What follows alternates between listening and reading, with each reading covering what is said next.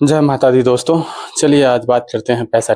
सोचिए दुनिया में कुल मिलाकर कितना पैसा है। आप लोग सारे सारे देश का जीडीपी कैलकुलेट करने लगे होंगे, तो उसकी ज़रूरत नहीं है। बीसीजी का ग्लोबल वेल्थ रिपोर्ट जो लेटेस्ट आया है 2026 का, उसके अनुसार 2025 में दुनिया में करीब 333 ट्रिलियन डॉलर का वेल्थ है, फाइनेंशियल वेल्थ। और इसमें रियल एसेट्स को भी अगर शामिल किया जाए तो ग्लोबल नेट वेल्थ जो है वो 550 ट्रिलियन डॉलर के करीब में है।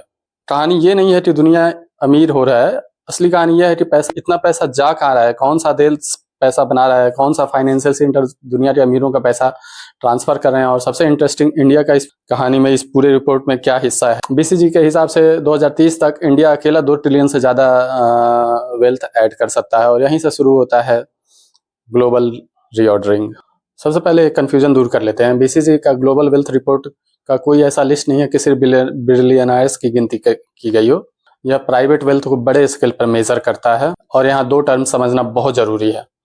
पहला, फाइनेंशियल वेल्थ यानी cash, deposit, bond, equities, investment funds, pensions और दूसरे फाइनेंशियल एसेट्स। दूसरा, नेट वेल्थ यानी आपके फाइनेंशियल एसेट्स जैसे कि घर, प्रॉपर्टी और दूसरे रियल एसेट्स माइनस आपकी लाइबिलिटीज। यानी अगर आपके पास 10 करोड़ का प्रॉपर्टी है लेकिन 4 करोड़ का लोन है, तो आपकी नेट वर्थ जो है वो 6 करोड़ होगी।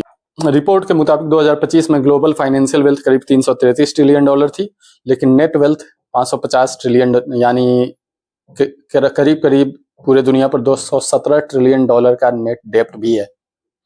तो ये देख कर ये समझने की जरूरत नहीं है कि बैंक सब में 550 ट्रिलियन डॉलर पड़ा हुआ है। ठीक, इस वेल्थ में फाइनेंशियल सिक्योरिटीज से लेके रियल एसेट्स भी शामिल है।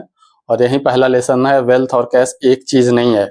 मतलब कि धनिक होना और नकदी होना अलग अलग चीज है। अब सवाल, 2025 में फाइनेंशियल वेल्थ इतनी तेजी से क्यों बढ़ा। ग्लोबल फाइनेंशियल वेल्थ में 10.7% का बढ़ोतरी हुआ, और ये 2021 के बाद सबसे तेज ग्रोथ था। और इसका बड़ा कारण स्ट्रॉन्ग इक्विटी मार्केट परफॉर्मेंस था। यहाँ पर मुझे थोड़ा सा समझ में नहीं आता है, क्योंकि पिछले साल 2025 में ट्रम्प के टैरिफ वार्स और मिडिल ईस्ट के टेंशन की वजह से अधिकांश इंडाइसेस, ग्लोबल इंडाइसेस जो मेजर इंडाइसेस थे वो प्रेशर में थे। लेकिन कमोडिटीज, मेटल्स, एआईज और डिफेंस स्टॉक में थोड़ा सा तेजी था। अब मान लीजिए आपके पास 10 लाख रुपया है और आपने स्टॉक में लगा रखा है, आपने कोई नया इन्वेस्टमेंट नहीं किया, और पिछले एक साल में 15% का ग्रोथ हुआ, तो आपका जो 10 लाख का इन्वेस्टमेंट था वो 11.5 लाख हो गया। तो आपका पूंजी जो है वो 1.5 लाख बढ़ गया। तो यहाँ पर क्या कह सकते हैं कि 1.5 लाख आपका पूंजी जो है नया वेल्थ क्रिएट कर दिया है। तो वेल्थ क्रिएशन का यही मैकेनिज्म है। वेल्थ ग्रोथ जो है केवल सेविंग से नहीं आता है, वो आता है income, saving, asset appreciation, investment, currency movement, ये सब बहुत सारे फैक्टर होते हैं जिससे वेल्थ ग्रोथ होता है। 2025 में ग्लोबल इक्विटीज की परफॉर्मेंस ने फाइनेंशियल वेल्थ को जोरदार पुश दिया।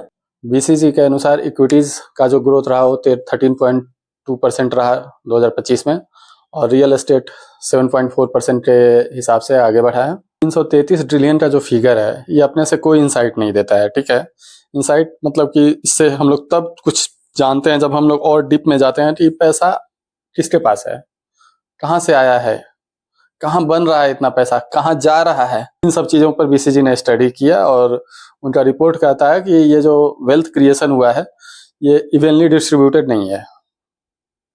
ठीक है, कुछ क्षेत्र जो हैं, कुछ रीजन जो हैं बहुत तेजी से ग्रो कर रहे हैं, कुछ रिलेटिवली स्लो हैं, और यही 2026 का सेंट्रल थीम है, द ग्रेट रीऑर्डरिंग।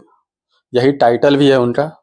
ठीक है, इस ग्लोबल वेल्थ रिपोर्ट का, यानी ग्लोबल मैप, वेल्थ मैप जो है बदल रहा है। पहले वेल्थ का ट्रेडिशनल मैप सोचिए, यूएस, यूरोप, स्विट्जरलैंड, लंदन, फिर एशिया।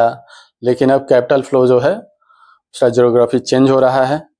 एशिया पैसिफिक जो है वो वेल्थ क्रिएशन का बड़ा सेंटर बन रहा है।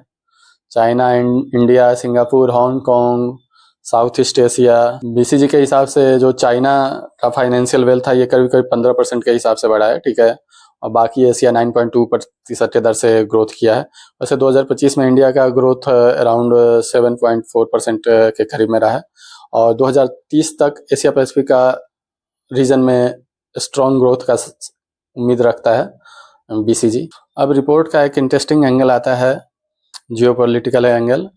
कि अगर पूछा जाए, आज से कुछ समय पहले पूछा जाए कि दुनिया का सबसे बड़ा ऑफशोर वेल्थ सेंटर कौन है, तो अधिकांश लोग स्विट्जरलैंड कहते हैं। ठीक है, स्विस बैंक ये सब का चर्चा था, हर कोई स्विट्जरलैंड में अपना पैसा रखता था। लेकिन 2026 में पहली बार एक बहुत बड़ा बदलाव हुआ है। ठीक है, और हांगकांग जो है पहली बार स्विट्जरलैंड को पीछे छोड़ के, और 2025 में हांगकांग जो है 10.7% का ग्रोथ करके और क्रॉस बॉर्डर वेल्थ में 2.9 ट्रिलियन के आंकड़ा को पहुंचा। इसका एक बहुत बड़ा कारण चाइना से कैपिटल इनफ्लो भी है, और उसके अलावा हांगकांग का इक्विटी मार्केट और साउथ ईस्ट रीजन में बहुत सारे आईपीओ एक्टिविटी, ग्लोबल वेल्थ का सेंटर ऑफ ग्रेविटी अब धीरे धीरे एशिया की तरफ शिफ्ट हो रहा है, कह सकते हैं।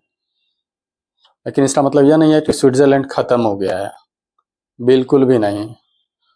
बीसीजी इसे इसको दो बड़ा वेल्थ हब नेटवर्क के रूप में देखता है।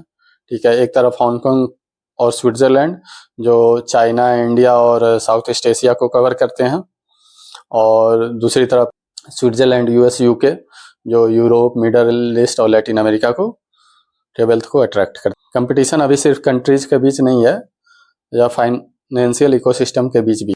ग्लोबल क्रॉस बॉर्डर वेल्थ में 2025 में लगभग 15.7 ट्रिलियन रहा। ठीक है, जो टॉप 10 ब्रोकिंग सेंटर लगभग 90% नए cross border wealth flows capture किए हैं।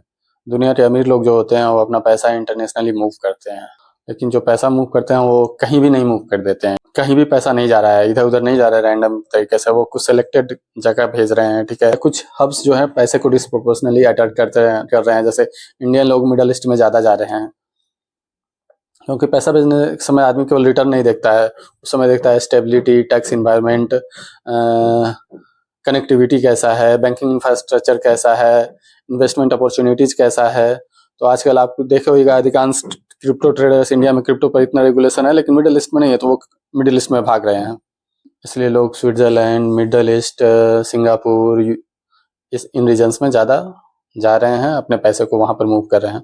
वेल्दी क्लाइंट का सवाल सिर्फ यह नहीं होता है कि मेरा पैसा कितना रिटर्न दे रहा है, इनका टेंशन यह होता है कि मेरा पैसा कहाँ सुरक्षित है, कहाँ अच्छे से स्ट्रेटेजिकली पोजिशनड है, और कहाँ से इफिशिएंटली अच्छे तरीके से मैं उसे यूज कर सकता हूँ, इंजॉय भी कर सकता हूँ। देखिए, पैसा होने का मतलब केवल पैसा बैंक में रखना नहीं है, लोग इंजॉय भी करना चाहता है कि अच्छी फैसिलिटी मिले, अच्छे स्कूल मिले, अच्छे सड़क मिले, हर एक चीज़ लोग पैसा के साथ देखेगा। तो ये सब चीज़ मिडिल ईस्ट और स्विट्जरलैंड ये सब चीज़ दे रहा है। बीसीजी के मुताबिक इमर्जिंग मार्केट्स 2030 तक 12 ट्रिलियन फाइनेंशियल वेल्थ ऐड कर सकता है, और इसमें इंडिया का सबसे बड़ा कंट्रीब्यूटर बन के सामने आ सकता है। बीसीजी का एस्टिमेट है कि इंडिया अकेला 2 ट्रिलियन से ज़्यादा वेल्थ ऐड कर सकता है। इंडिया की इकोनॉमी ग्रो कर रही है, इनकम लेवल बढ़ रहा है, मिडिल क्लास एक्सपेंड हो रहा है, स्टॉक मार्केट पार्टिसिपेशन बढ़ रहा है, डिजिटल इन्वेस्टमेंट प्लेटफॉर्म्स का पेनिट्रेशन बढ़ रहा है। लेकिन सबसे इंटरेस्टिंग बात है कि इंडिया में वेल्थ का अभी भी एक बड़ा हिस्सा जो है वो ट्रेडिशनल एसेट्स जैसे कि सोना, चांदी, खेत, जमीन, यह और डिपॉजिट्स में ही है। मतलब कि एफडी, लोग पुराने लोग जो हैं अभी भी एफडी पर ज़्यादा भरोसा करते हैं। यानी अपॉर्चुनिटी सिर्फ वेल्थ क्रिएशन करने का नहीं है, अपॉर्चुनिटी है उस वेल्थ को प्रोफेशनली मैनेज करने का भी इंडिया में। अगर इंडिया में कुछ सालों में लोगों के पास ज़्यादा फाइनेंशियल एसेट आने वाला है तो बैंक, म्यूचुअल फंड, ब्रोकर, फिनटेक्स और वेल्थ मैनेजर्स के लिए कस्टमर भी बढ़ेगा। ठीक है, फाइनेंशियल वेल्थ बढ़ने का मतलब सिर्फ डिपॉजिट बढ़ना नहीं है। कैपिटल जो होगा वो इक्विटीज में जाएगा, म्यूचुअल फंड में जाएगा, बॉन्ड्स में जाएगा, और अलग अलग डिफरेंट क्या चीज इन्वेस्टिंग जो प्लेटफॉर्म्स हैं, हॉरिजॉन्स हैं, उसमें जाएगा, कुछ बिटकॉइन में जाएगा, हर एक जगह जाएगा, जहाँ पर भी इन्वेस्टमेंट अपॉर्चुनिटी है वहाँ जाएगा। तो जो ये वेल्थ मैनेजमेंट इकोसिस्टम के लिए इंडिया में एक बहुत बड़ा स्ट्रक्चरल अपॉर्चुनिटी है। वेल्थ क्रिएशन से ज़्यादा इम्पोर्टेंट सवाल है कि कौन इस मार्केट को कैप्चर करता है, ये पैसा कहाँ जाता है। ठीक, बीसीजी के अनुसार इमर्जिंग मार्केट्स में जो है एफ्लुएंट एंड एबव सेगमेंट तेजी से बढ़ रहा है। इस सेगमेंट में बीसीजी जो है $250,000 से जिसके पास ज़्यादा का नेट वेल्थ है उसको कंसीडर करता है। एक तो क्वेश्चन थोड़ा अनकंफर्टेबल क्वेश्चन भी आता है कि अगर ग्लोबल वेल्थ इतना तेजी से बढ़ रहा है तो क्या इसका मतलब कि हर आदमी के पास इक्वल पैसा आ रहा है, हर आदमी समान रूप से अमीर हो रहा है, तो इसका जवाब है नहीं। एग्रीगेट वेल्थ बढ़ सकता है, लेकिन वेल्थ डिस्ट्रीब्यूशन अनइक्वल रह सकता है। अगर स्टॉक मार्केट में तेजी आता है तो स्टॉक का ओनरशिप जिसके पास है उनका वेल्थ बढ़ेगा, ठीक है। हर कोई उससे अमीर नहीं हो जाएगा।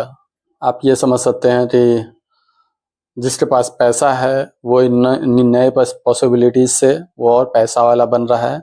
वेल्थ क्रिएशन और वेल्थ डिस्ट्रीब्यूशन दो अलग चीज़ है। बीसीजी की 2026 रिपोर्ट वेल्थ मैनेजमेंट में एआई का बहुत इंपॉर्टेंट भूमिका है, ठीक है।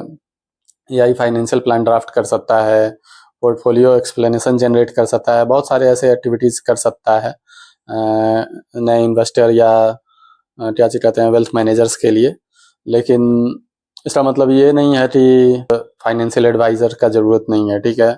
वेल्थ मैनेजमेंट में ट्रस्ट, जजमेंट, क्या चीज कहते हैं पर्सनल रिलेशनशिप, ह्यूमन रिलेशनशिप, ये सब का रोल कभी कम नहीं होगा। तो अब रिपोर्ट को पूरा एक पिक्चर में देखिए तो एक तरफ ग्लोबल फाइनेंशियल वेल्थ 2025 में 333 ट्रिलियन, दूसरी तरफ एशिया पैसिफिक में तेजी से, तीसरा हांगकांग स्विट्जरलैंड को cross border wealth hub ranking में पीछे छोड़ चुका है, चौथा इमर्जिंग मार्केट्स लगभग 12 ट्रिलियन फाइनेंशियल वेल्थ ऐड करने के दिशा में है, और उसमें इंडिया का सबसे बड़ा इमर्जिंग मार्केट वेल्थ कंट्रीब्यूटर बनने का उम्मीद है।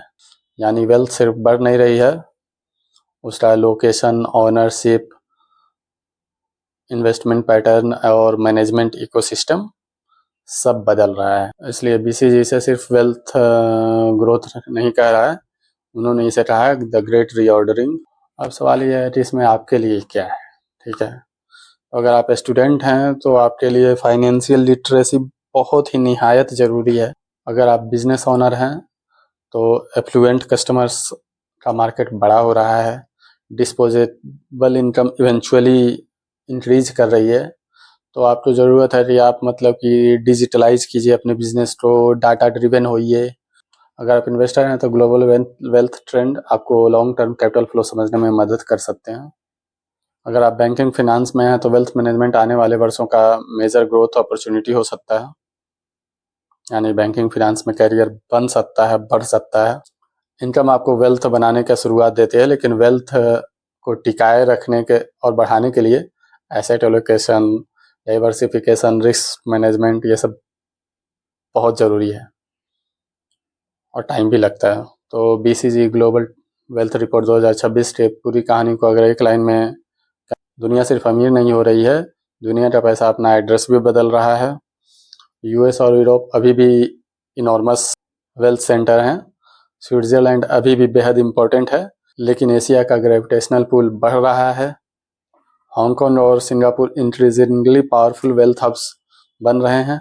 इमर्जिंग मार्केट्स नई वेल्थ क्रिएट कर रहे हैं। इंडिया इस वेल्थ मैप का सबसे इमर्जिंग मार्केट बन रहा है। लेकिन एक सवाल अभी बाकी है, अगर इंडिया अगले कुछ सालों में ट्रिलियंस ऑफ डॉलर की नई वेल्थ क्रिएट करता है तो क्या इंडिया सिर्फ वेल्थ क्रिएट करेगा? पैसा बनाना और पैसा अट्रैक्ट करना, इन्वेस्ट करना और जनरेशंस तक प्रिजर्व करना बिल्कुल अलग चीज़ है। इसके लिए ज़रूरत है स्टेबल पॉलिटिकल गवर्नमेंट की, जो गवर्नमेंट नेशनलिस्ट हो,